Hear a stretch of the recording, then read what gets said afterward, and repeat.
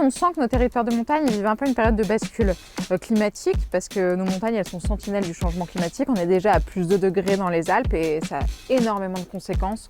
On pense aux glaciers, on pense à l'eau, on pense aux risques naturels, on pense à nos forêts, on pense à la biodiversité.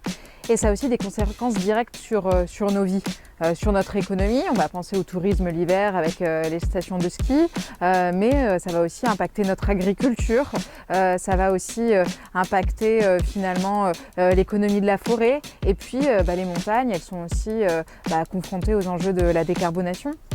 Comment on vit demain en montagne avec moins d'énergie fossile, comment on se déplace demain en montagne en essayant d'utiliser le moins possible notre voiture individuelle. En fait, nos territoires de montagne, ils sont confrontés, je veux dire, à tous les enjeux de la ruralité auxquels s'ajoutent les spécificités propres d'être des territoires de pente, d'être des territoires, j'ai envie de dire, du sublime, parce qu'ils sont magnifiques, nos territoires de montagne, et aussi des territoires d'extrême biodiversité. Je pense qu'on est vraiment dans une situation où il faut s'autoriser à réinventer nos manières de vivre en montagne, c'est-à-dire pas juste continuer à faire comme avant en essayant de faire un peu mieux, voire un peu moins pire. Là, finalement, on est dans une situation qui nous secoue parce qu'elle est compliquée, mais c'est aussi une opportunité pour s'autoriser à réinventer des modèles économiques, pour réinventer des modèles de déplacement, pour repenser notre agriculture, repenser notre tourisme. Et du coup, finalement, moi, ça a créé chez moi un peu d'enthousiasme parce que je me dis, en fait, on est dans une période de créativité parce que on peut dessiner l'avenir. L'entrepreneuriat social, pour moi, il a un rôle essentiel en montagne demain parce que justement, ça va être un vivier de créativité et ça va être aussi l'occasion de penser le territoire, penser pour le territoire par les habitants qui façonnent ce territoire. Ça évite en fait un modèle hors sol.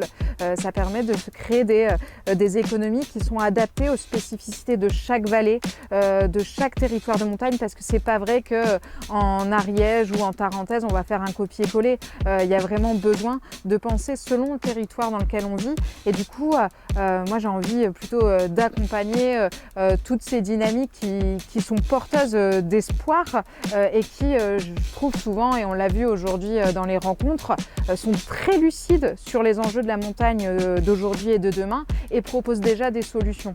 Donc pour moi l'ESS il est vraiment un levier d'espoir et de co-construction de demain.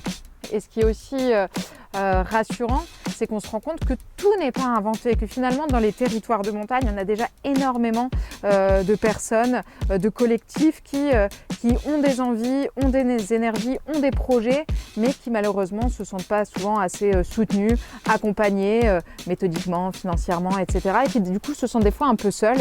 Et moi je pense que véritablement le vrai enjeu aujourd'hui, c'est de mettre en musique toutes ces énergies humaines qui font déjà la montagne de demain.